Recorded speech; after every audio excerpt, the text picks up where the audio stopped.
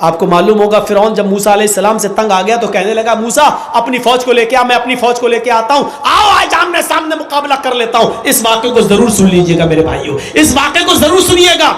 मूसा अलैहिस्सलाम ने कहा ठीक है, तुम अपनी दलीलें पेश करो, हम अपनी दलीलें पेश करें। मूसा अलैहिस्सलाम जब सामने आ गए, फिरौन भी अपनी फौज को लाया। फिरौन के साथ उसके जादूगर थे। सुनिए, फिरौन के साथ कौन था? जादूगर। और मूसा अलैहिस्सलाम के पास कौन थे? चंद मुसलमान जो उनके ऊपर ईमान लाए थे। फिरौन ने अपने जादूगरों से कहा, चलो अपना तिलस्म दिखाओ, अपना करतब दिखाओ, अपना नाटक दिखाओ, अपना ड्रामा दिखाओ। फिरौन के जादूगरों ने कहा, हम अपना जादू दिखाएंगे और ऐसा जादू दिखाएंगे जिससे मूसा डर जाएगा और मूसा की पूरी फौज डर के भाग जाएगी। फिरौन ने कहा कि आज मूसा को हारना चाहिए और मुझे जीतना चाहिए, तुम क्या दिखाओगे? तो फिरौन के जादूगरों ने, दो चीजें समझाऊंगा बस इस वाक़े से। फिरौन के जादूगरों ने कहा ठीक है, हम अपना जादू दिखाने वाले हैं जिससे मूसा और मूसा की पूरी फौज डर के भाग जाएगी, लेकिन हमारे लिए इनाम क्या होगा? कुरान देखिए क्या कहता है।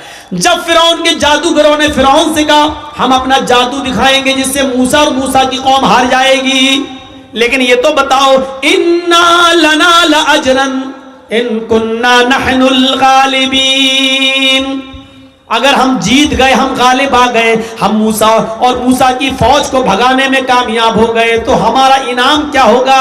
हमें आप क्या देंगे? इनाम क्या देंगे? मैंने कहा ना आप लोगों से, थोड़ा सा रुक जाइए, इस वाक़े को सुन लीजिए। इसमें ईमान की ऐसी लज्जत मिलेगी आपको कि देखिए ईमान कहते क्या है और ईमान के बाद ताकत क्या आ जाती है, इसको समझ लो मेरे भाइयों। तो फिरौन ने कहा, अच्छा इनाम चाहते हो? कहां? व इन्नकुम लमिनल मुकर्रबीन, अगर मूसा और मूसा के कौम के लोग भाग गए, तुम जीत गए, तो हम तुम्हें अपना मुकर्रब बना लेंगे, अपनी कैबिनेट में शामिल कर लेंगे, अपना मंत्री बना लेंगे, अपना वजीर बना लेंगे, तुम हमारे पास बैठोगे, हम तुमसे हुकूमत चलाने में मशवरे करेंगे, हम तुम्हें इनाम देंगे, तुम्हें अपना करीबी बना लेंगे। उन्होंने सोचा जब हम फिरौन के करीबी बन जाएंगे तब तो मजे ही मजे हैं, मजे ही मजे हैं। तो उन्होंने क्या किया? मूसा अलैहिस्सलाम और उनकी फौज के सामने अपनी रस्सियां डाल दी, जादू दिखाने लगे, रस्सियां फेंक दी और वो रस्सी सांप बन के रेंगने लगी, सर्प सांप बन गई, ऐसे चलने लगी। वो सांप नहीं थे, लेकिन देखने वालों को सांप दिखाई दे रहा था। सांप, मूसा अलैहिस्सलाम डरने लगे, ऐसे ऐसे करने लगे हैं, तो फौरन वही आई, अल्लाह ताला ने कहा, ला तखफ या मूसा, मूसा डरो नहीं, जिनको तुम सांप समझ रहे हो वो सांप है नहीं, वो रस्सियां ही हैं, ये तिलस्म है, ये जादू है। तुम इस जादू को खत्म करना चाहते हो, इनके सांपों को मजा चखाना चाहते हो, तो हमने जो तुम्हें डंडा दिया, जो लाठी तुम्हारे पास है, जो आसा, इसको जमीन पर मारो। अन अलक़ि आसाक, मूसा जमीन पर अपनी लाठी मारो। मूसा अलैहिस्सलाम ने अपना डंडा, अपनी लाठी जमीन पर मारी, और जैसी लाठी जमीन पर मारी वो क्या बन गया? अज़दहा बन गया। उसने मुंह खोला, आ, और जैसी मुंह खोला, आ करके अंदर को सांस ली, बाहर को नहीं, अंदर को जो सांस ली, तो जितने सांप थे उड़ते हुए गए, उसके मुंह में घुस गए और सबको खा गया। जादूगर यहीं से समझ गए फिरौन के, हमने जो दिखाया वो नकली माल था, फिरौन ने जो दिखाया वो ओरिजिनल था, हमने जो दिखाया वो ढोंग था, मूसा ने जो दिखाया वो ओरिजिनल था, फेक नहीं, फैक्ट था, सच्चाई थी, ट्रूथ था, उसके अंदर सच्चाई थी। हमने जो दिखाया वो पोल खुल गई मेरी। मूसा ने जो दिखाया उसके अंदर, अगर हमने मूसा के मुकाबले में कुछ दिखाने की कोशिश की तो हम ही को मुंह की खानी पड़ेगी और हम ही जलील हो जाएंगे। इसका कोई तोड़ नहीं है, क्योंकि जादू का और हकीकत का कोई मुकाबला नहीं है। जब फिरौन के मानने वाले और दरबारियों ने उनने देखा कि हमारे सांपों को, हमारी रस्सियों को मूसा अलैहिस्सलाम के डंडे के द्वारा बने हुए अज़दहे ने खा लिया है, तो उसी वक्त वो चीख पड़े और क्या कहने लगे मालूम है? उनकी जबान से क्या निकला? उनकी जबान से जो जुमले निकले वो जब जुमले ये थे, आमन्ना बिरब्बिल आलमीन रब्बि मूसा व हारून, हम अल्लाह रब्बुल आलमीन पर ईमान लाए, उस रब पर जो मूसा का रब है और जो हारून का रब है। समझ गए आप? अभी तक काफिर थे, लेकिन हकीकत देखने के बाद क्या हो गए? मोमिन। अब देखिए ईमान ले आए। आमन्ना बिरब्बिल आलमीन, ईमान लाता हूं मैं रब्बुल आलमीन पर। किस रब पर? फिरौन भी तो अपने आप को रब कहता है, तो फौरन कहा नहीं, फिरौन के रब पर नहीं, हम ईमान लाए फिरौन पर नहीं, रब्बे मूसा व हारून, उस रब पर जो मूसा का भी रब है और जो हारून का भी रब है। गौर कीजिए इन जुमलों पर। अब फिरौन को बड़ा गुस्सा आया, कमीने लाए थे हम इनको अपने लिए और ये तो मूसा के बन गए, ये तो अल्लाह वाले बन गए, ये तो खुद ही मूसा और हारून के रब पर ईमान लाए। अब गुस्सा नहीं आएगा? देश का चौकीदार किसी के ऊपर बहुत भरोसा करता हो और वो आदमी टूटकर एकदम दूसरी पार्टी में चला जाए तो कितना गुस्सा आएगा? हैं? बाद में बहाने करेंगे लेकिन गुस्सा। लेकिन आंखों के सामने वही बैठे बैठे, वही खड़े खड़े फिरौन के सारे जादूगर ईमान लाए। और जब ईमान लाए तो फिरौन ने कहा तुमने ये क्या किया? तुम मूसा और हारून के रब पर ईमान लाए? इन्होंने कहा हाँ लाए, हमारी इजाजत के बगैर। कहा आपकी इजाजत के बगैर? अब क्या जरूरत है आपकी इजाजत की? जब हमने ओरिजिनलिटी देख ली, असलियत देख ली, सच्चाई देख ली, तो अब हमें क्या जरूरत है? फिरौन ने क्या जवाब दिया? अब सुनिए, जो चीज बताना है वो सुनिए। ईमान लाने के बाद अब इनके अंदर क्या ताकत आई? अभी जो फिरौन से मदद मांग रहे थे, क्या इनाम मिलेगा, अब वही फिरौन उनको धमकी दे रहा है। कुरान फिरौन की धमकी को नकल करता है।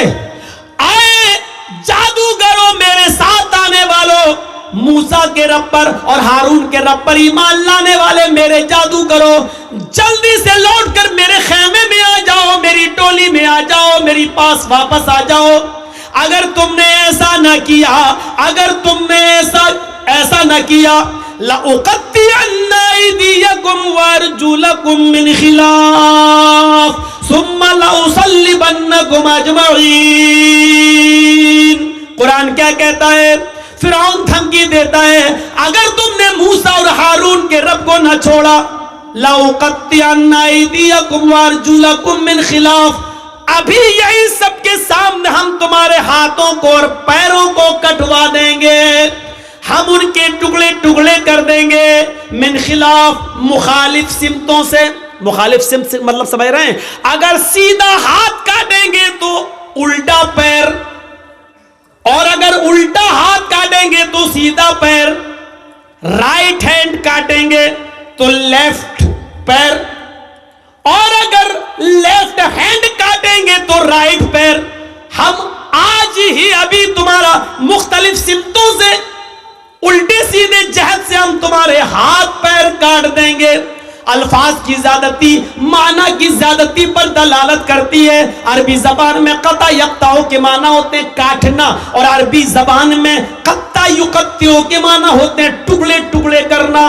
फिरौन ने कहा हम तुम्हारा हाथ पैर काटेंगे नहीं, लउक़त्तिअन्ना अयदियकुम वअरजुलकुम, हाथों के टुकड़े टुकड़े कर देंगे, पैरों के टुकड़े टुकड़े कर देंगे, यानी कीमा कीमा कर देंगे।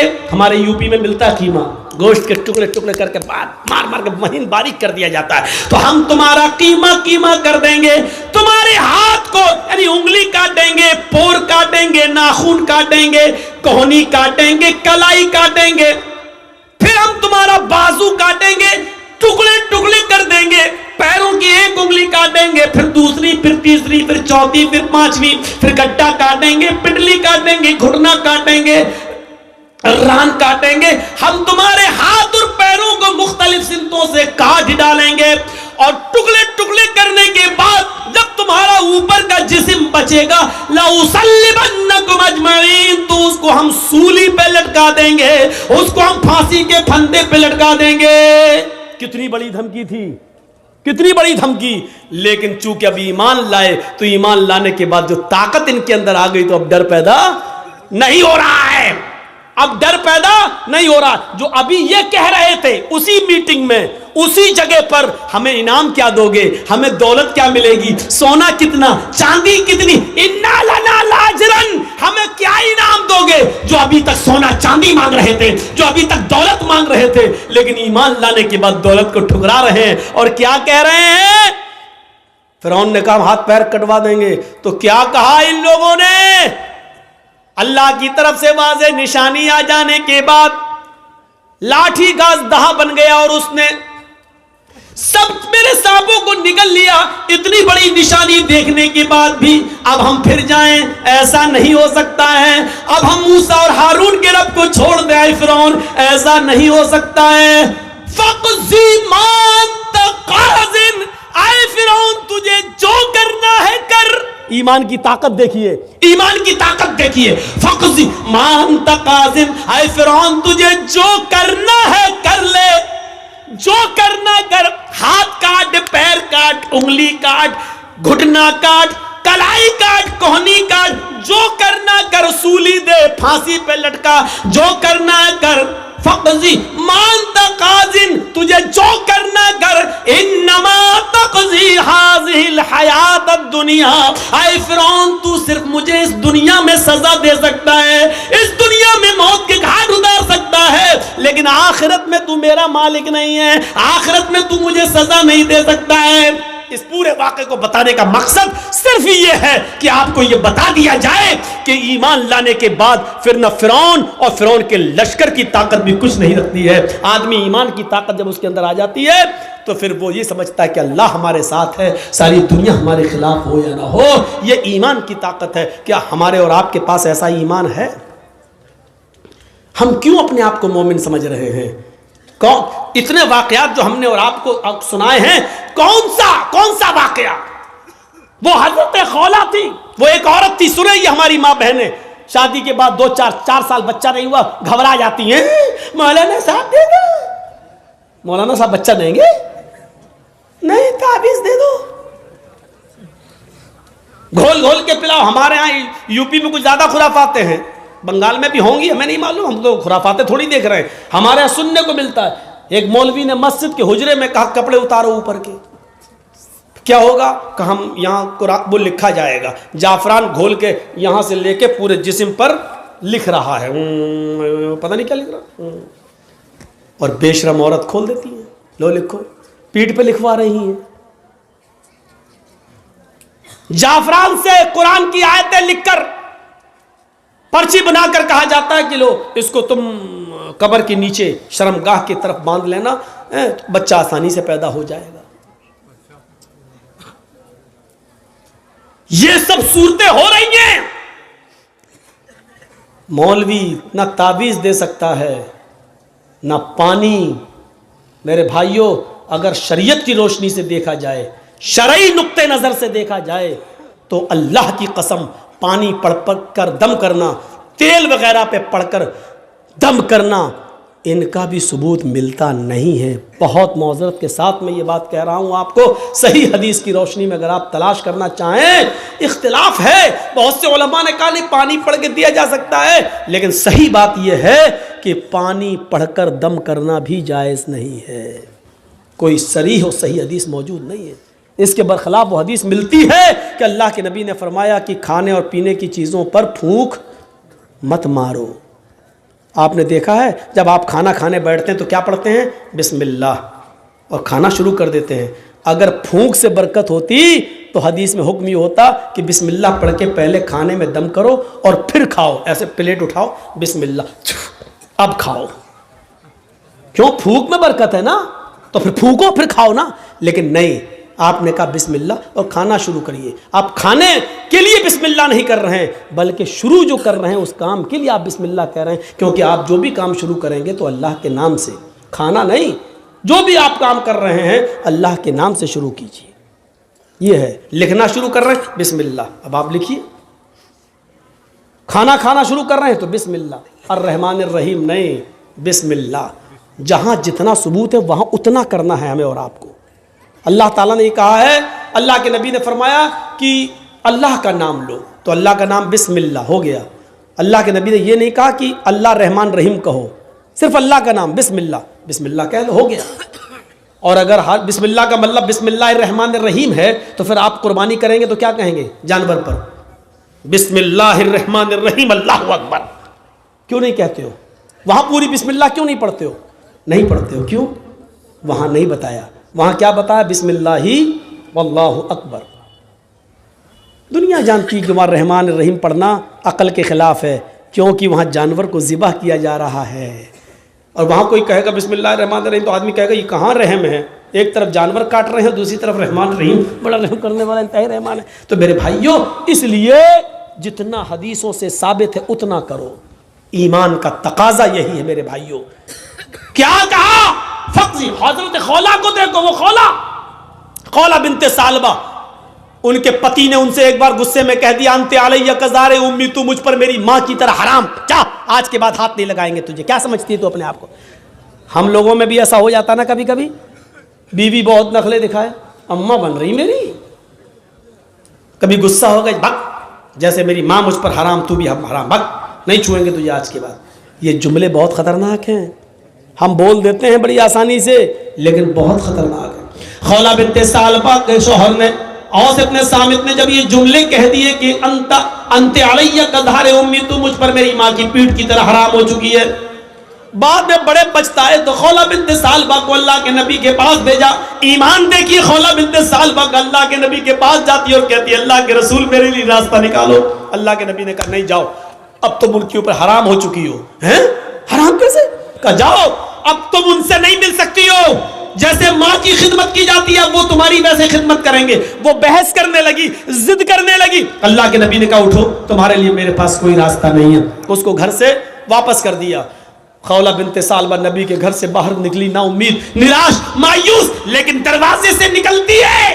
अल्लाह के रसूल के दरवाजे से लगा हुआ दरवाजा मस्जिद नबवी का है, मस्जिद नबवी का है। उसने मस्जिद नबवी की चौखट को देखा, चौखट को देखते ही चीख पड़ी, मोहम्मद तेरी चौखट बंद हो गई तो क्या हुआ, रब की चौखट तो खुली है।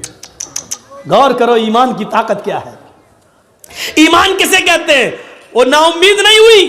आए मोहम्मद सल्लल्लाहु अलैहि वसल्लम, तेरे घर की चौखट बंद हो गई तो क्या हुआ, रब की चौखट तो खुली है। हदीस के अल्फाज है, वो औरत मस्जिद में दाखिल होती है। माँ बहनों सुनो, और चूड़ियां खरीदने वाली हो सुनो, और मार्केटों में लिपस्टिक और क्रीम और पॉन्ड्स खरीदने वाली हो सुनो, ये तुम्हारी जैसी एक औरत है खौला बिनते सालबा, नबी की चौखट से निकलती है तो मस्जिद में घुस जाती है, वुजू बनाती है, 2 रकात नमाज पढ़ती है, फिर अकेले अपने रब के सामने दोनों हाथ उठाकर ये दुआ करती है, इलाहुल आलमीन तेरे नबी की चौखट बंद हो गई तो क्या, तेरी तो खुली है। अल्लाह मेरे और मेरे शौहर के दरमियान कोई रास्ता निकाल, अल्लाह मेरे और मेरे पति के लिए कोई रास्ता बना दे। अल्लाह ने कहा जिब्रील क्या देख रहे हो, अगर मैंने अपनी बंदी के लिए रास्ता न निकाला तो कौन निकालेगा। जाओ और मेरे हबीब से, मेरे नबी के पास कुरान की आयतें लेकर और बता दो कि अल्लाह ने उस औरत के लिए और दुनिया के अंदर कयामत तक की तमाम औरतों के लिए रास्ता निकाल दिया है। जिब्राइल कुरान की आयतें लेके आए। अल्लाह की कसम खौला बिनते सालबा भी मस्जिद के अंदर दुआ मांग रही है, अभी उसके आंसू गिर रहे हैं, अभी उसके हाथ नीचे नहीं हुए, अभी उसने दुआ मांगने के बाद अभी खत्म नहीं की, वो दुआओं में रवानी जारी है, वो दुआ पे दुआ मांगी जा रही है। और यहाँ जिब्रील ये आयतें लेके नाजिल होते हैं, कद समी अल्लाहु कौलल्लती तुजादिलुका फी ज़ौजिहा व तश्तकी इलल्लाह। अल्लाह ने उस औरत की बात को सुन लिया, अल्लाह ने उस लेडी की बात को सुन लिया, अल्लाह ने उस औरत की गुफ्तगू को सुन लिया जो आपसे बहस कर रही थी, तुजादिलुका फी ज़ौजिहा, जो आपसे बहस कर रही थी, जो आपसे डिबेट कर रही थी, जो आपसे लड़ रही थी अपने हस्बैंड के बारे में, वो तश्तकी इलल्लाह। और जब आपने उसको भगा दिया, हटा दिया, घर से बाहर कर दिया, तो वो अल्लाह से भी फरियाद कर रही, वो तश्तकी इलल्लाह, वो अल्लाह को भी पुकार रही, यानी दुआ कर रही है। अल्लाह ने उस औरत की बात को सुन लिया है। जाओ ऐ नबी उस औरत को बुलाओ, और उस एक औरत के लिए मैंने कयामत तक की सारी औरतों के लिए मसला बदल दिया है। कहो जो लोग अपनी बीवियों को अपनी मां की तरह कह लेते हैं, हराम कर लेते हैं, वो अपनी बीवी बना सकते हैं दोबारा, लेकिन दोबारा बीवी बनाने से पहले एक गुलाम आजाद करना पड़ेगा। एक गुलाम आजाद करने की ताकत ना हो तो 60 रोजे मुसलसल पैदर पे रखना पड़ेंगे, कंटिन्यू रेगुलर। और 60 रोजे भी रखने की ताकत ना हो तो 60 मिस्कीनों को खाना खिलाना पड़ेगा, 60 फकीरों को। ये 3 में से कोई एक काम करना होगा तरतीब से। अगर गुलाम आजाद करने की ताकत हो तो पहले गुलाम, ये ना हो तो 60 रोजे रखने की ताकत ना हो तो 60 मिस्कीनों को, फकीरों को खाना खिलाएं, और फिर वो तुम्हारी बीवी। ये सजा के तौर पर, लेकिन रास्ता तो निकाला। पहले तो रास्ता ही नहीं था, लेकिन बाद में रास्ता तो निकाल दिया, कम से कम सजा मुतय्यन करके। और सजा इसलिए मुतय्यन किया ताकि हर वक्त हर आदमी अपनी बीवी को अपनी अम्मा की तरह हराम ना करता रहे अपने ऊपर, इसलिए ये सजा मुतय्यन कर दी। तो मेरे भाइयों, खौला बिनते सालबा का ईमान देखो। नबी की चौखट से बाहर तो कहती है, नबी तेरी चौखट बंद हुई तो क्या, रब की चौखट तो खुली है। ये ईमान की ताकत होती है। यही खौला बिनते सालबा जब लाठी टेक कर चलने लगी, बहुत बूढ़ी हो गई, कमर सीधी नहीं होती थी, लाठी लेकर चलती थी। तो एक दिन हजरत उमर फारूक घोड़े पर जा रहे थे। खौला बिनते सालबा ने कहा, उमर घोड़े से नीचे उतर, मेरी बात सुन। हजरत उमर घोड़े से नीचे उतर गए और खौला बिनते सालबा के पास पहुंच गए पैदल, और नीचे झुककर कहते, मां क्या कहती हो? सुनाया, कुछ बात बोले ही। हजरत उमर फारूक वापस आए, लोगों ने कहा, अमीरुल मोमिनीन, एक मामूली औरत के लिए आप घोड़े से उतर गए? एक मामूली औरत के लिए आप घोड़े से उतर गए और उसके पास जाके झुककर उसके कान पे अपने कान लगा दिए उसके होठों से? आप कह सकते थे मेरे दरबार में आ, एक मामूली औरत के लिए आप घोड़े से उतर गए? हजरत उमर फारूक रोते हुए कहते हैं, नहीं, इसको मामूली औरत मत कहो, ये मामूली औरत नहीं है। जब नबी का दरवाजा बंद हो गया तो इस औरत की गुफ्तगू को अर्श वाले ने अर्श पे सुना है। ये मामूली औरत नहीं है, जिसकी ज़बान से निकलने वाली दुआ को अल्लाह भी रिजेक्ट नहीं कर सका। अल्लाह ने इसकी दुआ अर्श पर कबूल की। उमर की क्या मजाल जो इसकी बात को सुनने के लिए घोड़े से ना उतरे, उमर की क्या हिम्मत जो इसकी बात को सुनने के लिए घोड़ा ना छोड़े। अरे जब अल्लाह ने इसकी बात को रिजेक्ट नहीं किया तो उमर इसकी बात को रिजेक्ट कैसे कर सकता है? जब 7वें आसमान के ऊपर अल्लाह ने इसकी बात को सुना तो उमर इसकी बात को कैसे मना कर सकता है, कैसे नहीं सुन सकता है? मेरे भाइयों, ये ईमान की ताकत थी, ईमान की ताकत। ये ईमान की ताकत हमें और आपको अपने अंदर पैदा करना है। वो औरतें ईमान क्या जाने जो अपने 5-6 साल के बच्चे की पैंट की चैन खोलकर नालियों में पेशाब कराती है खड़े होकर, बेटा यहां कर ले। वो क्या जाने ईमान से क्या ताल्लुक है? वो औरतें ईमान का ताल्लुक क्या जाने जो अपने बेटे का आज 5 साल का 6 साल का हो गया है, अपनी सहेलियों को बुलाकर घर में केक काटती और कहती हैप्पी बर्थडे टू यू। यह ईसाइयों की मुशाबिहत है, यह गैर मुस्लिमों की मुशाबिहत है जो आज हम कर रहे हैं। मन तशब्बह बिकौमिन फहुवा मिन्हु। अपने बच्चों का जन्मदिन और बर्थडे मनाने वालों, कयामत के दिन ईसाइयों के साथ उठाए जाओगे, गैर मुस्लिमों के साथ उठाए जाओगे। मनाओ, कितने शौक से मनाते हो अपने औलाद का जन्मदिन, मनाओ। ईमान तो निकल चुका है, बुनियाद से हमने रिश्ता खत्म कर दिया है। हम क्या जाने ईमान किस चीज का नाम है। ये औरतें अपने बच्चों का जन्मदिन मनाती हैं, शर्म आनी चाहिए। 5 साल का हो गया, नहीं, तेरा बेटा 5 साल अपनी जिंदगी के कम कर चुका है, इसको सोच। 10 साल का हो गया, हाँ 10 साल का हो गया, लोग कह रहे अल्लाह इसकी उम्र लंबी करे। भाई लंबी कहां करे, वो तो 10 साल कम कर चुका है। तेरी दुआ करने, लंबी दुआ करने से लंबी थोड़ी हो जाएगी, वो तो अब 11 साल का। ये खौवे लोग हैं, ठूसने आते हैं और दुआ देते लंबी उम्र हो। माफ कीजिएगा, नाजायज काम करके वहां दुआ दे रहे हो, वहां दुआ भी कबूल नहीं होगी। गलत काम करके दुआ कर रहे हो। 400 आदमियों की बारात गई, डीजे बजे, लड़के ने सेहरा बांध लिया हाथी की सूंड की तरह लटकाया, मेहंदी लगा ली हाथ में। पोपूलाल पहुंच गए, बैठ गए स्टेज पर, वीडियो बन रही है। और वीडियो बनने के बाद लड़की की वीडियो बन रही है, दुल्हन की, हेमा मालिनी की अम्मा की। आज वो इतनी सजी हुई है, लिपस्टिक, क्रीम, पाउडर सब क्या लग रही है जैसे वो हेमा मालिनी की अम्मा बन गई हो, लगी। उसकी भी वीडियो बन रही है। ये सारे हराम काम करने के बाद निकाह पढ़ा जा रहा है। मौलाना साहब कह रहे हैं निकाह कबूल किया, लड़के ने कह दिया निकाह कबूल किया, और निकाह के बाद दुआ हो रहा अल्लाह शादीशुदा जिंदगी में बरकत अता फरमा। हराम काम करने के बाद बरकत की दुआ दे रहा हो, 2 साल में तलाक हो जाएगी। शर्म नहीं आती तुम्हें दुआ देते हुए? सारे हराम काम करने के बाद वहां दुआ दे रहे हो? नापाक नमाज पढ़ लो, नापाक बगैर वुजू के मस्जिद में चले जाओ, नमाज पढ़ लो, और नमाज पढ़ने के बाद अल्लाह मेरी दुआ कबूल फरमा ले, अल्लाह मुझे जो है रोजी रोटी में बरकत अता फरमा। अब आप गौर करो, ये सारे गलत काम करने के बाद आप दुआ मांगेंगे, दुआ कबूल होगी? दुआ कबूल कहां होगी? जब आपका रिस्क भी हलाल हो।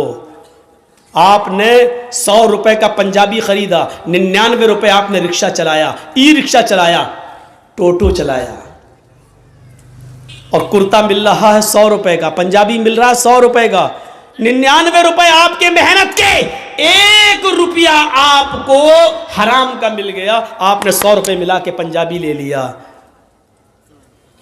आपने वुजू भी बनाया, आपने गुस्ल भी किया, आपने नमाज भी पढ़ी, आप दुआ भी मांग रहे हैं, लेकिन अल्लाह के नबी फरमाते हैं कि जब तक वो कुर्ता तेरे जिस्म पर रहेगा, रब्बे काबा की कसम, उस जात की कसम जिसके कब्जे में मेरी जान है, अल्लाह के नबी कहते हैं 1 रुकू कबूल नहीं, 1 कयाम कबूल नहीं, 1 सजदा कबूल नहीं। 99 रुपए हलाल के, 1 रुपया हराम का, 99 रुपए कड़ी मेहनत के पसीना बहाकर कमाया, 1 रुपया हराम का मिला दिया है। जब तक वो कपड़ा तुम्हारे जिस्म पर रहेगा, नमाज कबूल नहीं होगी। अब नमाज के बाद कहो अल्लाह मुझे ये दे दे, मुझे ये दे दे, मुझे ये दे दे, ऊपर से आवाज आती है व मतामुहु हराम व मशरबुहु हराम व मलबसुहु हराम व गुज़िया बिल हराम। आए फरिश्तों, मेरा बंदा देखो क्या क्या चीजें मांग रहा है, मैं भी चाहता हूं कि दूं, लेकिन कैसे दूं? ये जो खाकर आया वो हराम का, जो पीकर आया वो हराम का, जो पहनकर आया वो हराम का, इसके जिस्म में जो खून दौड़ रहा है वो हराम का। फअन्ना युस्तजाबु लिज़ालिक, हम अपने बंदे की दुआ सुने तो कहां से सुने? 99 रुपीस हलाल के, मेहनत के, और उसके बाद 1 रुपया हराम का। जब ऐसा करने के बाद भी दुआ कबूल नहीं हो रही है, तो हमारी शादियों में डीजे और ये सब, और उबटने, हल्दी, मेहंदी सब करने के बाद, और वीडियो बनाने के बाद लड़का और लड़की को फिर कहो अल्लाह शादी में बरकत अता फरमाए, ये दुआ कबूल होगी? मजाक बना के रख लिया आपने दुआओं का, मजाक बना के रख लिया आपने इस्लाम की तालीमात का। जितना मुसलमानों ने, इस दौर के मुसलमानों ने इस्लाम का मजाक उड़ाया, अल्लाह की कसम गैर मुस्लिमों ने भी इतना इस्लाम का मजाक नहीं उड़ाया जितना मुसलमानों ने इस्लाम का मजाक उड़ाया। जब चाहे तब खड़े हो गए, अल्लाह ये कर दे, अल्लाह वो कर दे, अल्लाह वो कर दे। अरे पहले देख तो उसकी हैसियत क्या है, पहले देख तो। अल्लाह के नबी के पास जो आता था आप उसके लिए दुआ, हिदायत की दुआ कर देते थे। पहले कुछ नसीहतें करते थे, जाओ पहले ऐसे करो। हम कहां हैं? मजाक बना लिया। मौलाना साहब हाँ दुआओं में याद रखना। अरे एक दुआ हो, मौलवी जर्जिस तुझे दुआओं में याद रखे कि अपने बेटे की दुनिया दीन देखे, अपनी औलाद का देखे, अपने रिश्तेदारों का देखे। एक फैशन बना लिया, दुआओं में याद रखना। मौलाना दुआ करना मेरे लिए, तू हराम पे हराम खाता जाए, मौलवी जर्जिस तेरे लिए दुआ करे। अरे तू खुद हलाल रोजी खाना शुरू कर। अल्लाह की कसम, अल्लाह खुद कहता है मेरे बंदे मुझ पर वैसा भरोसा कर जैसे करना चाहिए, हम तुझे वैसे रोजी देंगे जैसे चिड़ियां भूखे पेट घोंसलों से निकलती हैं और शाम को जब वापस आती है तो उनका पेट भरा हुआ होता है। समंदर में एक विहील मछली रहती है जो 40 टन गोश्त खाती है, 40 टन एक दिन में। अल्लाह कहता हम अब उस मछली को भूखा नहीं सोने देते। 2 रोटी खाने वाले तू क्यों परेशान है, हम तुझे भूखा नहीं सुनाएंगे। तू क्यों इस 2 रोटी के लिए किसी का हक मार रहा है, तू क्यों इस 2 रोटी के लिए किसी के ऊपर जुल्म कर रहा है, तू क्यों इस 2 रोटी को कमाने के लिए नाजायज माल हासिल कर रहा है, क्यों ऐसा कर रहा है तू? मेरे बंदे, मैंने तुझे पैदा किया है दुनिया में, तो मैं तेरा ख्याल रखूंगा। मैं तो वो हूं जो काले रंग की काली चूटी जब काले पहाड़ पे चलती है तो मैं उसको भी रिस्क देता हूं। समंदर की तारीकी में कोई मछली भूखी नहीं सोने देता हूं। तू क्यों परेशान है? तू मुझ पर भरोसा तो कर। ईमान नहीं हमारे पास। कहां चला गया हमारा ईमान? मैंने बताया ना, ईमान की सबसे बड़ी खूबी क्या है? उसके अंदर ताकत आ जाती है, उसको अल्लाह के सिवा कुछ नहीं दिखाई देता। नहीं यकीन आता है? 50 बार सुना होगा, मेरे मुंह से भी सुन लो। इब्राहिम अलैहिस्सलातु वस्सलाम को अल्लाह ने एक बेटा दिया, पहला बेटा इस्माइल, हाजरा के पेट से। हुक्म होता है, आए इब्राहिम अपनी बीवी और बेटे को बियाबान जंगल में छोड़कर चले आओ। और सुनो, हम सोच, बेचारी चाचा बैठे हैं, उसको देखो, वो जा रहा उठ के। जाने दो, अभी ये लोग निकल जाए तो अभी अच्छा है। लगता है शुगर पेशेंट है शायद। सुनिए, अब लोग वो भी सोच रहे होंगे, जब ड्राइवर ही चला गया तो हमको जाने में क्या है। होता है कि जब जलसे का सदर जो होता है, प्रेसिडेंट, वो ड्राइवर होता है। जब वही पूरा जलसा चलाता है, जब ड्राइवर ही चला गया तो पैसेंजर तो अपने आप उतर जाएंगे। कहीं ढाबे पे जब बस रुकती है, ड्राइवर और कंडक्टर जब चाय पीने के लिए उतरते हैं तो पैसेंजर भी उतर जाते हैं। मेरे भैया, इस वक्त हम चला रहे हैं गाड़ी, हमारा ख्याल रखो ना, गाड़ी भिड़ जाएगी। तो इंसानी ज़रूरियात हैं, हो जाती हैं, लेकिन जो को ज़्यादा ज़रूरत लगती है वो पीछे बैठा करें। इब्राहिम अलैहिस्सलाम को हुक्म होता है, जाओ और बियाबान जंगल में छोड़ दो। मेरी माँ बहनों सुनो, हम माँ बहनों कहते हैं, बहनों भाइयों नहीं। बहनों भाइयों वाले और दूसरे लोग हैं। थोड़ा सा तो फर्क होना चाहिए ना, डिफरेंट होना चाहिए, वरना लोग कहेंगे उनमें इनमें फ़र्क क्या रह गया है। और फ़र्क है, ज़मीन व आसमान का फ़र्क है। इब्राहिम अलैहिस्सलाम को हुक्म होता और वो अपनी बीवी को मैदान मिना में छोड़ देते हैं। सोचिए तो सही, जिन लोगों ने हज किया है इस वक्त उनकी नजरें उस जगह पर होंगी, और जिन्होंने नहीं किया है वो जरा आओ, मैं तुम्हारे सामने ऐसा नक्शा खींचूं, तुम्हें भी लगे कि हाँ, जरजीत साहब जो नक्शा खींच रहे हैं, गोया कि मैं उसी मक्के में हूं। जिस जगह पर इब्राहिम अलैहिस्सलाम ने अपनी बीवी हाजरा को छोड़ा, उस वक्त उनके पास थोड़ा सा सत्तू था, 1 दिन का या 2 दिन का पानी था बस। ऐसी जगह पे छोड़ा जहां बड़े बड़े दरख्त थे, पेड़ थे, ट्रीज थी बहुत ज्यादा, लेकिन उन दरख्तों पर कोई चिड़िया नहीं बैठी थी, कोई परिंदा नहीं बैठा था। चिड़िया भी ऐसी जगह पर घोंसले बनाती है जहां आसपास उनको पानी मिल जाए, लेकिन वहां तो आसपास कहीं पानी ही नहीं। इसलिए चिड़ियों ने, कौओं ने, कबूतरों ने घोंसले भी नहीं बनाए। पानी नहीं था दूर दूर तक। ठंडा हो गया, हो तो दो, नहीं तो अब तो आवाज सही हो गई, लेकिन थोड़ा पीते रहेंगे तो अच्छा। कल भी बहुत दूर प्रोग्राम है, अलीपुर द्वार, न्यू अलीपुर द्वार, काफी दूर है, तो निकलना भी है। तो सुनिए मेरे भाइयों, लेकिन है बंगाली में।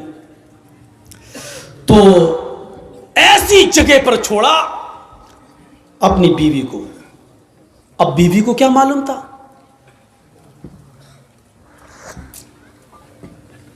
बीवी को नहीं मालूम था, वो तो सोच रही है यहां पर हस्बैंड के साथ, शौहर के साथ जा रहे हैं, और इब्राहिम अलैहिस्सलाम ने भी नहीं बताया कि हम तुम्हें छोड़ने जा रहे हैं, वापस आ जाएंगे। सर्जिकल स्ट्राइक इसको कहते हैं। ये कोई सर्जिकल स्ट्राइक है? रात की रात में जब चाह बंद कर दिया, नोट नहीं चलेगा 2000 का, ये तो पागलपन है। छोड़ दिया, दरख्त हैं लेकिन चिड़िया नहीं हैं, साएं साएं बीत रही है जंगल में। और आज भी मौलाना जर्जीस को रात के अंधेरे में मालदा से, कलिया चक से मालदा जाने में डर लगेगा। रात में 2 बजे 3 बजे 4-5 लोगों चाहिए हमें पहुंचाने के लिए। लेकिन सोचो, आज लाइटें हैं तब, मोबाइल का ज़माना है तब, वहां तो लाइटों का ज़माना भी नहीं है। और इब्राहिम अलैहिस्सलाम अपने साथ तेल भी नहीं ले गए और टॉर्च तक नहीं है कि रास्ता दिखा सके। बियाबान जंगल में इस्माइल को और हाजरा को छोड़ दिया। अल्लाह की कसम 10 मिनट भी अपनी बीवी के पास नहीं बैठे, यहां छोड़ा, चादर बिछाई और बीवी से कहा यहां बैठो और बच्चे के पास रहो। जाने लगे। हाजरा ने देखा कि इब्राहिम जा रहे हैं, बच्चे को उसी जमीन के ऊपर पड़ा हुआ छोड़ दिया। हाजरा दौड़ती हुई जाती हैं और अपने शौहर इब्राहिम का दामन पीछे से पकड़ती हैं। आए इब्राहिम, कहां जा रहे हो? इब्राहिम अलैहिस्सलातु वस्सलाम ने हाथ पकड़कर झटक दिया। अपनी बीवी के सवाल का कोई जवाब नहीं दिया। आगे फिर बढ़ गए। बीवी ने फिर कहा मैं आप ही से कह रही हूं मेरे हस्बैंड, कहां जा रहे हो? कोई जवाब नहीं दिया।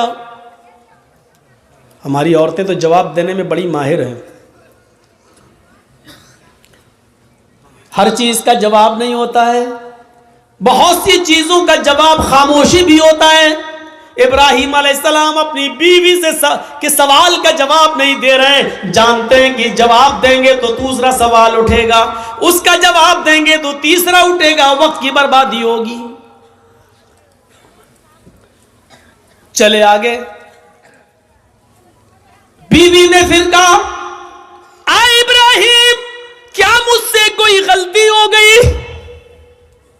एक बीवी का जो फर्ज है क्या मैं उसको निभाने में नाकाम रही? क्या मैंने आपके साथ कोई गलत किया? क्या आप मुझसे परेशान हैं? मैंने आपको कभी किसी चीज का दुख दिया है?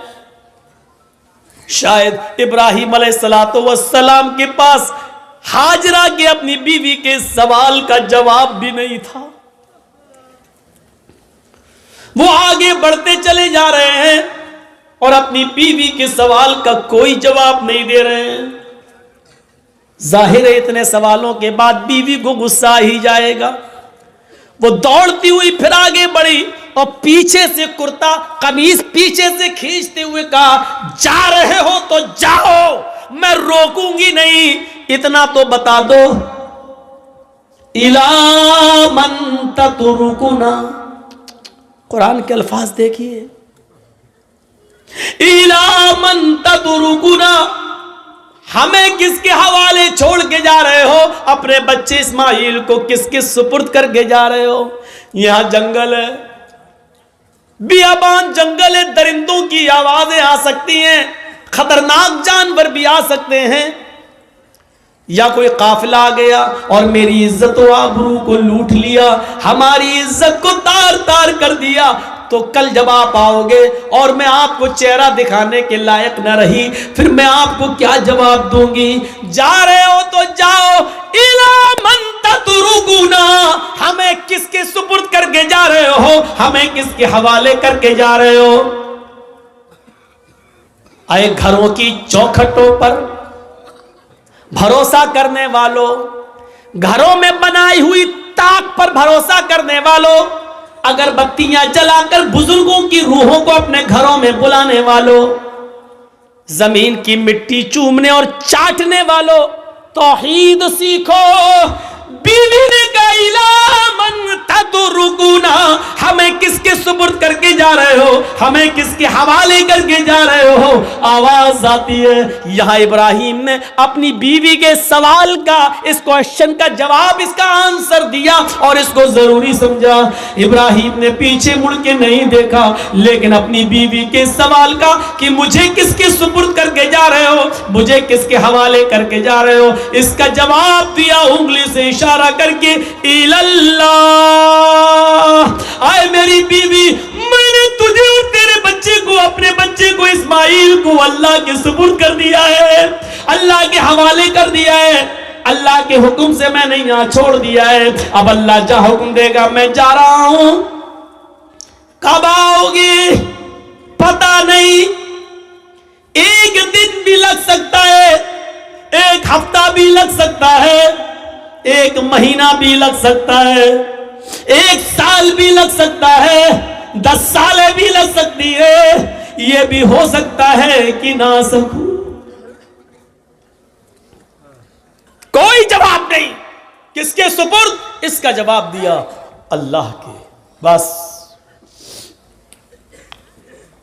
अब हाजरा मुस्कुरा देती है, जानती थी ईमान क्या है। देखिए, जो खौफ था कि शेर ना खा जाए, जो खौफ था इस जंगल में कोई आकर मेरी इज्जत व आबरू न लूट ले, जब हाजरा ने सुना, मेरे शौहर ने कहा अल्लाह के, ईमान देखिए, दामन छोड़ देती है, ताकत आ जाती है ईमान की हाजरा के अंदर। और क्या कहती हैं, अब आप जाइए, अब आप जाइए। इब्राहिम ने पीछे मुड़ के नहीं देखा, चले चले जा रहे। पीछे मुड़ के देखेंगे, बच्चा अंगूठा चूस रहा है, पैर हिला रहा है। कहीं बच्चे की मोहब्बत मेरे दिल में जोश ना मार जाए, कहीं हम फिर अपने बच्चे के पास लौट के ना आ जाए, कहीं अल्लाह के हुक्म की नाफरमानी ना हो जाए। पीछे मुड़ के नहीं देख रहे। ईमान कुर्बानियां मांगता है। तुम डीजे की कुर्बानी नहीं दे सकते हो। नाम है इकरामुद्दीन, नाम है तजम्मुल, नाम है तुफैल अहमद, नाम है मोहम्मद जर्जीस, नाम है मोहम्मद फला, मोहम्मद फला। पूछो कुर्बानी क्या दी है? कुछ नहीं, ली और है दूसरों की, दी कुछ। अब जाओ, छोड़ दिया। जब इब्राहिम 10 कदम आगे बढ़ गए, तब बीवी ने कहा आप मेरी फिक्र मत करना, इस बच्चे की फिक्र मत करना। आ इब्राहिम, अपने काम में मन लगाना। अल्लाह तुम्हें जिस काम के लिए भेज रहा है, उस काम को दिलो जान से करना, मेरी फिक्र मत करना, मेरी तरफ दिमाग मत लगाना, इस बच्चे के बारे में मत सोचना। आए मेरे हस्बैंड, आपने मुझे अल्लाह के सुपुर्द कर दिया है, मैं आपसे वादा करती हूं, इज़न ला युज़ीउनल्लाहु अबदा, अल्लाह अब हमको ज़ाये नहीं करेगा, अल्लाह अब हमको बर्बाद नहीं करेगा।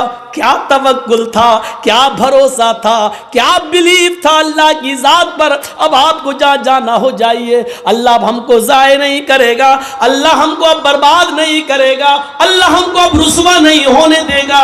अब आप अपना काम मन लगा के करना, अल्लाह का काम मन लगा के करना, उसमें कोताही मत होने देना। यहां हम संभाल लेंगे, हम देख लेंगे। एक बीवी ने अपने शौहर की ऐसे हिम्मत बनाई और उनके काम में ताउन किया और रुकावट नहीं बनी, दीन के लिए जाने दिया।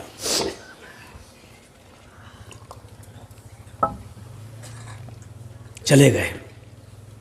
अब जो चीज़ बताना चाहता हूं वो देखिए, इस ईमान की ताकत का नतीजा क्या निकला। सत्तू खत्म हो गए, पानी खत्म हो गया। हाजरा कहती है मैं तो प्यासी रह जाऊंगी, बच्चा कैसे प्यासा रहेगा, पानी नहीं है। सोचती इस पहाड़ी के ऊपर चढ़कर देखूं, शायद पहाड़ी के नीचे कोई बस्ती, कोई कबीला रहता हो, पानी मिल जाए। अंदर पहाड़ी के ऊपर चढ़ जाती है, उस पहाड़ी का नाम है सफा। सफा से झांक कर देखती है, कुछ नहीं है, खाई पड़ी हुई है, गहरी खाई है।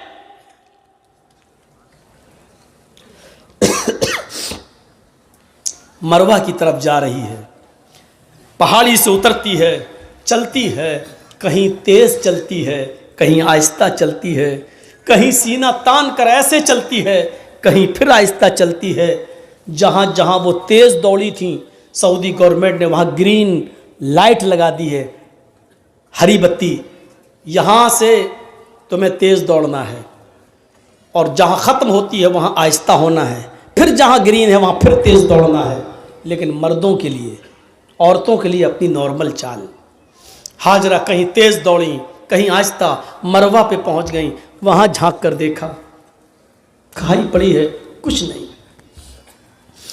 लेकिन बच्चे की प्यास ऐसा माइंड खराब कर रही थी, वो जानती है पहाड़ी के नीचे कुछ नहीं, फिर भी बार बार चक्कर लगा रही हैं, फिर सफा फिर मरवा, फिर सफा फिर मरवा, 7 चक्कर लगाती हैं, 7 चक्कर।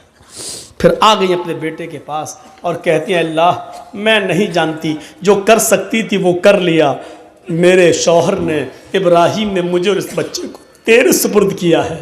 अय अल्लाह, अगर आज मैं हलाक हो गई, ये बच्चा हलाक हो गया, तो दुनिया को तेरे ऊपर से भरोसा उठ जाएगा, तेरी जात से भरोसा उठ जाएगा। अय अल्लाह, मेरा हस्बैंड, मेरा शौहर मुझे और इस बच्चे को तेरे सुपुर्द करके गया है। अल्लाह वालों के इम्तहान होते हैं, यहाँ अल्लाह वालों से लोग मांगने चले जाते हैं। तसव्वुर करो आप, अल्लाह वाले ईमान की भट्टी में तप रहे हैं, यहां हम ईमान की भट्टी में तपना जानते ही नहीं है। उन तपे हुए लोगों के पास मदद के लिए पहुंच जाते हैं। ईमान वालों की जिंदगी हमें यह बताती है कि हमें उनके नक्शे कदम पर चलना है। हम उनके नक्शे कदम पर चलने के बजाय उन्हीं को सब कुछ समझ लेते हैं। मेरे प्यारे साथियों, यहीं से गलत फहमियां पैदा होती हैं, यहीं से गलत फहमियां पैदा होती हैं, यहीं से डाउट्स उठते हैं।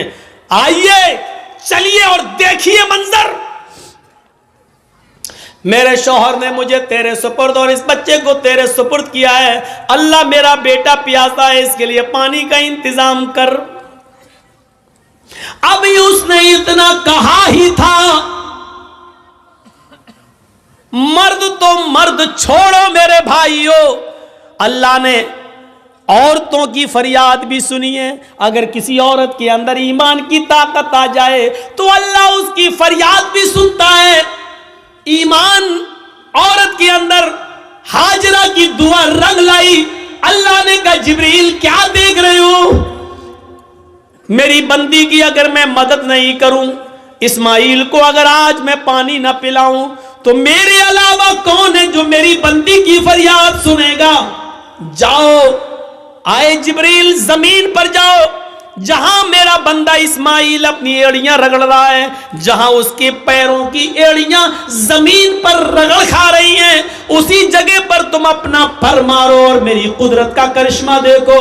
जिब्रील ने उसी जगह पर मारा और पानी का चश्मा जारी हो गया, चश्मा फूट गया पानी का। हाजरा ने पानी देखा, पानी बह रहा है। हाजरा उसको अपने दामन में समेटने लगी। पानी थोड़ा हो तो समटे, वो तो बह रहा है, फिर समेटती हैं, फिर समेटती हैं। पानी बहने लगा और हाजरा अपनी अबरानी जबान में चीख चीख कर कहने लगी, पानी कहां जा रहा है, पानी कहां जा रहा है। फिर समेटती हैं, कहती जम जम जम जम। ये अबरानी जबान का शब्द है, उस जमाने में जो इब्राहिम के जमाने में चलती थी। जम जम जम जम, रुक रुक, अरे कहां जा रहा, रुक रुक, ठहर जा, रुक जा, स्टॉप, रुक जा। पानी नहीं रुक रहा है। फिर हाजरा ने उसकी मुंडेर बांध दी, जो मिट्टी थी खड़ी करने लगी ताकि पानी को रोक लें। अल्लाह के नबी ने एक मिंबर पर खुतबा दिया जुमे के दिन, और मिंबर पे खड़े होके कहा था, अल्लाह हाजरा पर रहम फरमाए कि उसने पानी की मुंडेर बांध दी, उसने पानी की एक दीवार खड़ी कर दी। अगर उसने पानी की मुंडेर न बांधी होती, पानी की रोकथाम न की होती, तो वो पानी अल्लाह पूरी दुनिया में पहुंचा देता। अगर वो पानी पूरी दुनिया में पहुंच जाता तो उसकी कदर कम हो जाती। जो पानी आज गंगा का देख लो बह रहा है ना, लोग उसमें लेटरिन भी कर रहे हैं, पेशाब भी कर रहे हैं, और आज गंगा चुनाव का मुद्दा बन चुकी है। जो भी आता है वो क्या कहता है, हम गंगा साफ कराएंगे। इसका मतलब गंगा गंदी है। और जो चीज़ बहुत ज़्यादा मिक़दार में हो जाए तो उसकी फिर कदर नहीं होती। आज जमजम की कदर इसलिए है कि वो हमें और आपको आसानी से नहीं मिलता। जो चीज़ बहुत आम हो जाए फिर उसकी कदर कम हो जाती है, इसलिए हज़रत हाजरा ने उसकी मुंडेर बांध दी। दो चीज़ें, एक तो औरत की दुआ सुनी अल्लाह ने। जो लोग कहते हैं इस्लाम में औरत की क्या इज्जत है, कोई इज्जत नहीं है, औरत पे सारा जुल्म, वो देख लें कि अल्लाह ने औरत की दुआ 7वें आसमान पर सुनी। और दूसरा ये पहलू कि हाजरा जहां दौड़ी, जितने चक्कर लगाए हाजरा ने, अल्लाह ताला ने उतने ही चक्कर हर हाजी और हर मुअतमिर पर, उम्रा करने वाले पर भी नाफिज कर दिए। और इतना ही नहीं, हाजरा जहां दौड़ी तेज, वहां तुम्हें भी तेज दौड़ना है, जहां आहिस्ता दौड़ी वहां तुम्हें भी आहिस्ता दौड़ना है। इससे बड़ी एक औरत की इज्जत क्या हो सकती है इस्लाम के अंदर, जो है कि जहां हाजरा तेज दौड़ी और जहां हाजरा आहिस्ता दौड़ी, कयामत तक पैदा होने वाले हर मुसलमान पर यह फर्ज कर दिया कि जब तक मेरी बंदी की सुन्नत को तुम जिंदा नहीं करोगे, हम तुम्हारा हज कबूल नहीं करेंगे। एक औरत के पैरों के रखने की जगह को, एक औरत के नक्शे पा को, एक औरत के पैरों के निशान को, एक औरत के पैरों के कदमों को, जहां जहां से वो गुजरी, अल्लाह ने उसको अपनी इबादत का एक पार्ट, अल्लाह ने उसको अपनी इबादत का एक हिस्सा बना दिया। इससे बड़ा एक औरत का मकाम क्या हो सकता है। वो लोग हमें जवाब दें जो कहते हैं कि औरतों पर इस्लाम ने जुल्म किया है। एक मर्द को 4 औरतें रखने की इजाजत है, लेकिन एक औरत को 4 मर्द रखने की इजाजत क्यों नहीं है। वो हमें बताएं कि आपके यहां मर्द की लंबी उम्र के लिए औरतों को करवा चौथ की परमिशन है, उनके ऊपर फर्ज है। क्या सिर्फ मर्द की ही लंबी उम्र होती है? क्या औरत की लंबी उम्र के लिए मर्द करवा चौथ का रोजा क्यों नहीं रख सकता है? आपके यहां सिर्फ औरत ही मर्द की लंबी उम्र की दुआ कर सकती है, करवा चौथ का व्रत रखकर, लेकिन मर्द औरत की लंबी उम्र की दुआ नहीं कर सकता है। क्या मतलब हुआ? मर्द जिए 200 साल, औरत मर जाए 25 साल में। सवाल हमारे पास भी हैं, लेकिन नहीं कह सकते हैं। सही वक्त पर सही बात कहना चाहिए। कभी कभी सही बात सही वक्त पर नहीं कही जाती है। आप कहिए डरते हो, डरते नहीं हो, इसी का नाम मसलहत है। वरना आज ये ज़माना है मेरे भाइयों कि आप सही भी बोलेंगे तो अंदर आप जाएंगे। मौलाना कलीमुद्दीन की जो गिरफ्तारी हुई है, क्या गुनाह था उनका? मुझे बताइए, क्या इस दुनिया के अंदर या इस मुल्क के अंदर क्या इस्लाम की दावत देना जुर्म है क्या? धर्म का प्रचार करना जुर्म है क्या? और क्या इस मुल्क के कानून में यह नहीं है कि कोई भी आदमी कोई भी मजहब कोई भी धर्म कबूल कर सकता है? जब हर आदमी को अपने मन के मुताबिक मजहब को कबूल करने की इजाजत है, तो आपने मौलाना कलीमुद्दीन को अरेस्ट क्यों किया? जब जितेंद्र नारायण त्यागी टीका लगा सकता है, हम मुसलमानों को उसके धर्म परिवर्तन पर कोई एतराज नहीं है, तो अगर कोई हिंदू मुसलमान हो रहा है तो आपको क्यों एतराज हो रहा है?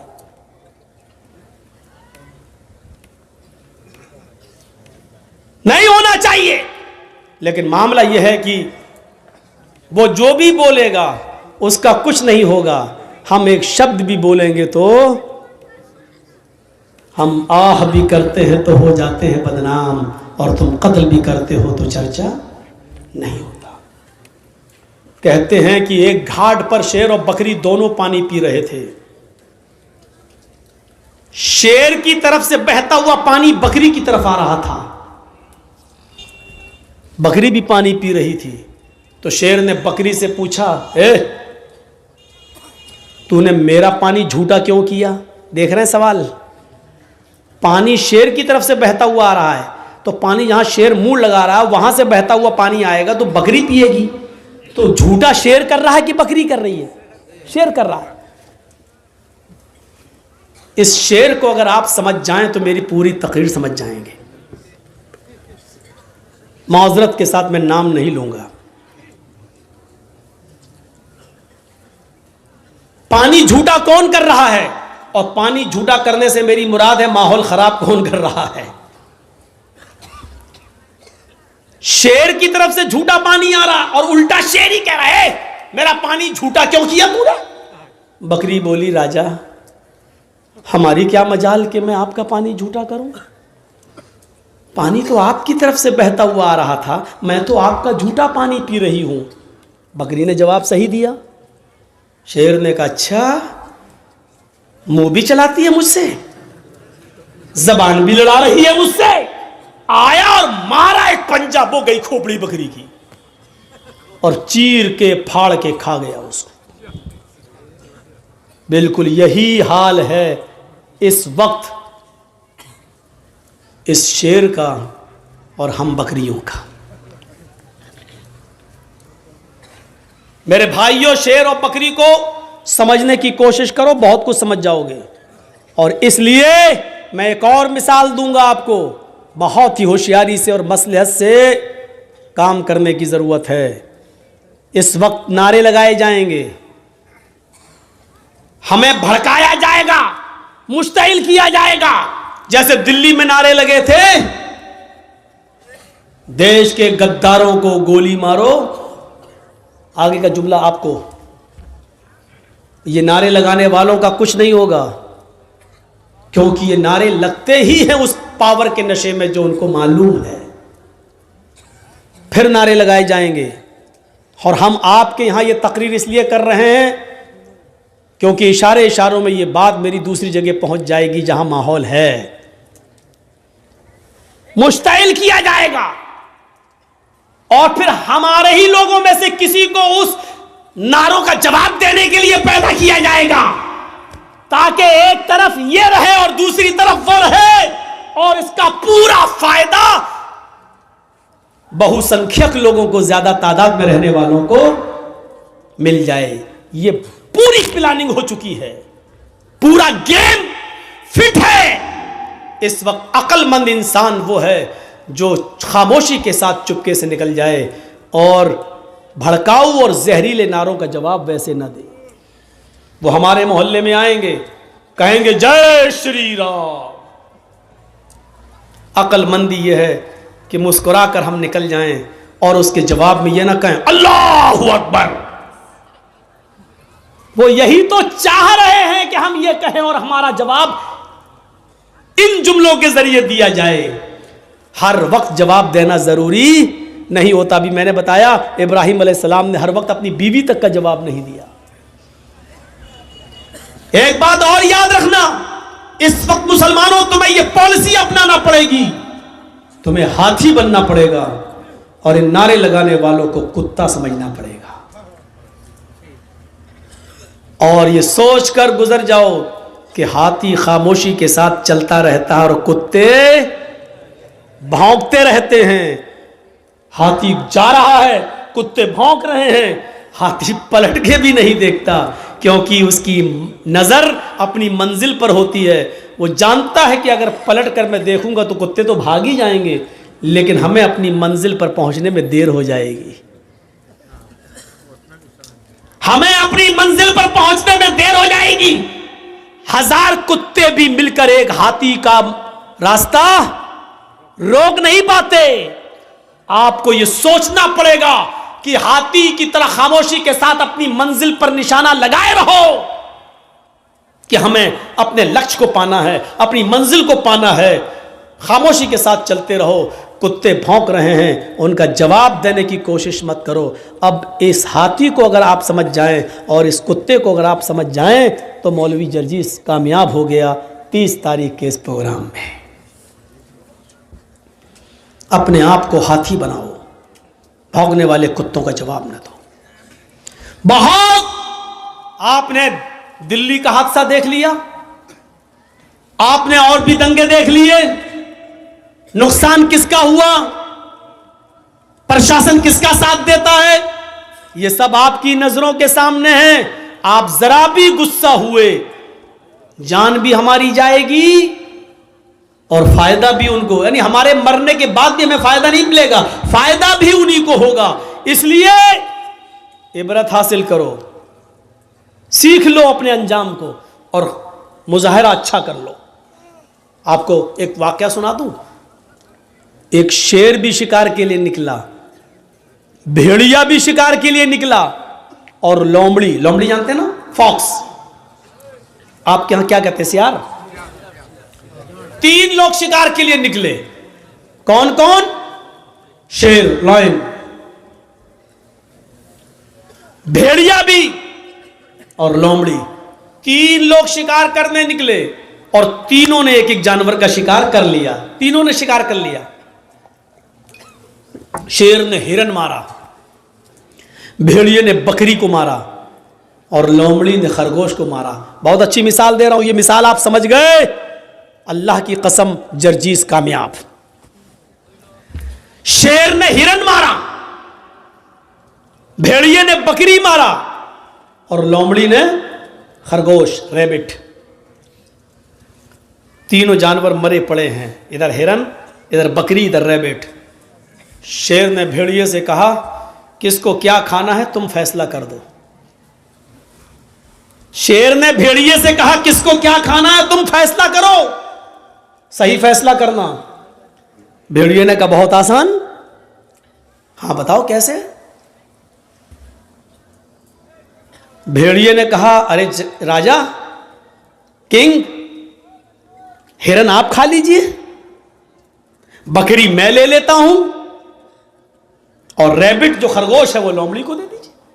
3 जानवर और 3 ही खाने वाले, आप बड़े हैं, हिरन ले लीजिए, हम बकरी ले लेते हैं, लोमड़ी को खरगोश, रैबिट दे देते हैं। शेर ने कहा, इतना बुरा फैसला, इधर आओ। मारा एक पंजा, भेड़िए की गर्दन गायब, मर गया वो।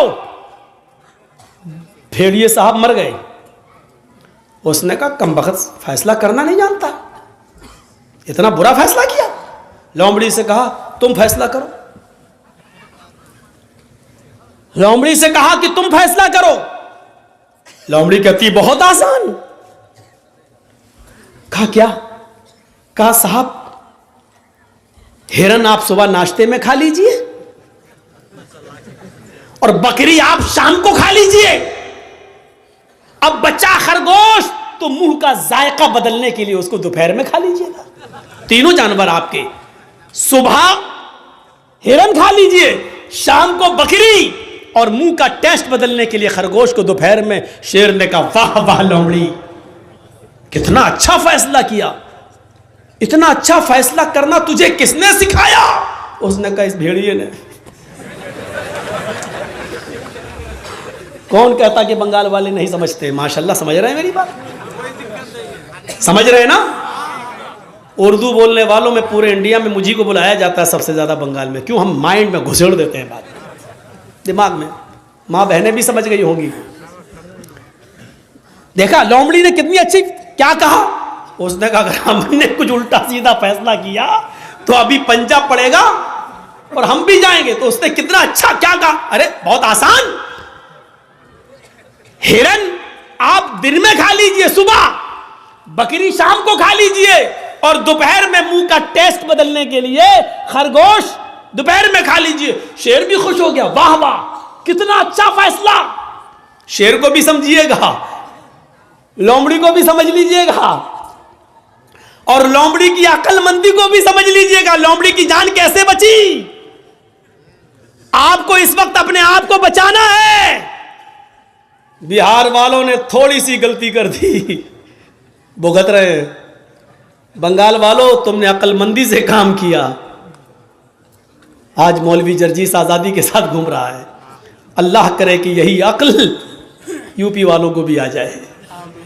तो मेरे भाइयों सोचो, बहुत कुछ कह दिया, हो सकता है कल इंडिया टीवी वाला इसी को काट काट के दिखाए, लेकिन दिखाएगा कब? जब ये यूट्यूबर अपने चैनलों पे देंगे तब। अगर ये नहीं देंगे तो अल्लाह की कसम नहीं दिखाएगा। लेकिन इन कमीनों की वजह से हम बहुत परेशान हैं। सच बताता हूं कि मुझे सबसे ज्यादा मेरे ऊपर केस और मुकदमे इन चैनल वालों की वजह से, इनकी वजह से चले। अब इसको काटेंगे। शेर मौलाना ने जालिम शेर कहा किसको, अब उसका नाम तक डाल देंगे उसमें। यह समझने की जरूरत है। लोमड़ी की मसलहत की तरह तुम भी समझो मसलहत किसमें है, क्या देना है क्या नहीं देना है। अपना चैनल मत चलाओ वरना हराम रोजी खाओगे तुम। वो मालूम है, वो तो हम पढ़ते हैं, लिस्ट बन रही है हमारी, कौन कौन क्या क्या दे रहा है, कौन कौन दे रहा है। एक दिन सब तकरीरें निकलवा देंगे, सब कहां से निकलती हैं कैसे निकलती हैं वो पूरा हमको भी लोमड़ी से बहुत कुछ सीखने को मिल गया है। हमने भी बहुत कुछ सीख लिया है। जब तक कंट्रोल कर रहे हैं, जब कंट्रोल से बाहर हो जाएगा, सब्र का भी एक पैमाना होता है, हमारे सब्र का ज़्यादा फ़ायदा ना उठाएं आप लोग। तो मेरे भाइयों सुनिए, फैसला भी कर दिया और क्या कहा, सुबह ये शाम को ये और खरगोश बीच में। वाह वाह वाह वाह, कितना अच्छा फैसला किया। फिर शेर क्या कहता है, लोमड़ी तुझे इतना अच्छा फैसला करता किसने सिखाया? उसने कहा भेड़िए ने। यानी भेड़िए ने ये फैसला न किया होता तो मुझे ये इबरत नहीं मिलती। तो आप एक देख रहे हैं ना, उसने पहले तो भेड़िए से कहा फैसला कर, तो भेड़िए ने हालांकि सही फैसला करा था। हिरन आपने मारा, हिरन आप खा लीजिए, बकरी मैंने मारी, मैं खा लेता हूं। लोमड़ी ने खरगोश मारा, लोमड़ी खरगोश खा लेगी। लेकिन सही फैसला भी बादशाह को कबूल नहीं हुआ, हजम नहीं हुआ, मारा पंजा, कितना खराब फैसला। तो आप चाहे कितने अच्छे रहिए, चाहे कितना देशभक्त बने रहिए, इस भारत के लिए अपनी जान की कुर्बानी दे दीजिए। अगर सरहद पर कोई मुसलमान मारा जाएगा तो यही कहा जाएगा कि देखो देश का गद्दार तो नहीं था। बादशाह यही कहेगा हमें देखना पड़ेगा क्या है, वरना इस दौर के अंदर नचनियों को और कमर मटकाने वालियों को पद्मश्री अवार्ड मिल जाता है। जिन्होंने इतिहास की ई न पढ़ी हो उनको मिल जाता है, और जिन्होंने कोरोना काल के अंदर गरीबों के घर अनाज पहुंचाया, गल्ला पहुंचाया, सिलेंडर पहुंचाया, आज उनको कुछ नहीं मिलता। क्योंकि इस दौर में जीना है तो चापलूसी करना सीखो। तो मेरे भाइयों, लोमड़ी की तरह अक्लमंद बनो। आप हालात देख रहे हो, उस हालात से जायजा लो और फिर अपने आप को बचाना है तो लोमड़ी की तरह फैसला करो। ठीक है, लगा लो नारे, आएगा कभी दौर हमारा भी, और कहो इंशाअल्लाह। इंशाअल्लाह ये हमेशा नहीं रहता है। और राहत इंदौरी ने कहा था ना, आज तुम साहिबे मसनद हो, कल नहीं रहोगे।